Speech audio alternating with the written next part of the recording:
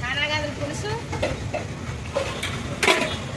ఆ స్టైల్లో రసం, తలకాయ కూర, చికెన్ కర్రీ, మటన్ కీమా, గుడ్లు కర్రీ, బోటి గోంగూర, రొయ్యల కర్రీ, కోడి మాంసం, పలావ్. ఇవ్వండి స్పెషల్స్. అంటే తప్పకుండా తిని లైక్ చేయాలని మమ్మల్ని ఎంతగానో లైక్ చేస్తున్నందుకు మీకు ఎంతో ఎక్కువ లైక్ చేయండి సార్. ఎవరు చెప్తున్నారు